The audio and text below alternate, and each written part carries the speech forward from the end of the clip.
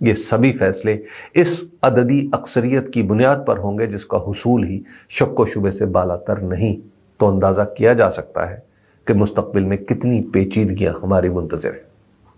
اسی مشکوک مینڈیٹ کے بطن سے پنجاب کی حکومت نے بھی جنم لیا ہے، اور اس کمزوری کا اظہار محترمہ مریم نواز کی پہلی پالیسی تقریر اور پنجاب اسمبلی کے پہلے اجلاس میں ہی ہو چکا ہے۔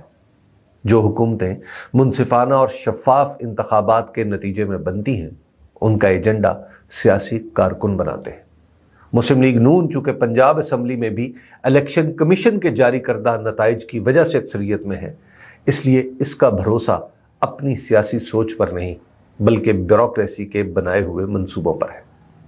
اس کا واشگاف اظہار محترمہ مریم نواز نامزد وزیر اعلیٰ پنجاب کی پہلی تقریر میں ہو چکا ہے۔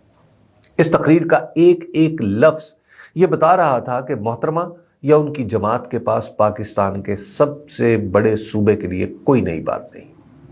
انہوں نے اپنی طویل تقریر میں ان تمام خوابیدہ منصوبوں کا ذکر کیا جنہیں میرے جیسے رپورٹر پچھلے 25 برسوں میں سینکڑوں بار سرکاری دفتروں کی راہداریوں میں بنتے، بگڑتے اور پھر ردی کی ٹوکری میں جاتے ہوئے دیکھ چکے ہیں۔ یہ منصوبے صحافیوں کو اب اتنے ازبر ہیں کہ سنتے ہی پتہ چل جاتا ہے کہ ان کے پیچھے کس کس کی کاریگری شامل ہے۔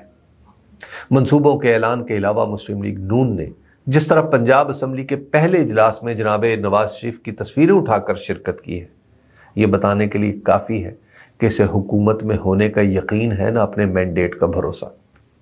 جب حکومتی جماعتیں ہی اپنے قائدین کی تصویریں اٹھائے اسمبلیوں میں آئیں گی تو وہ استحکام جس کی الیکشن کے بعد توقع کی جا رہی تھی محض خواب و خیال ہو کر رہ جائے گا۔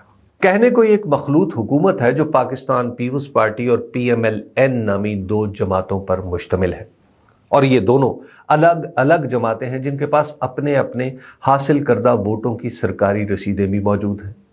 لیکن اصل میں یہ حکومت دو خاندانوں کے باہمی تعلق کے اظہار کے سوا کچھ بھی نہیں۔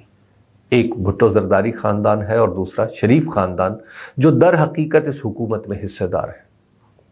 ان کا ماضی ذہن میں رکھیں تو ان دونوں کا ملنا ناممکنات میں سے لگا کرتا تھا، لیکن اب ان کے اختلاط پر کوئی حیرت ہی نہیں ہو رہی۔ ان دونوں کے درمیان نظریاتی فرق رہا ہے نہ عملی اختلاف، بلکہ اب یہ ایسے اشتراک میں ڈھل چکا ہے جو انضمام کی حدوں کو چھو رہا ہے۔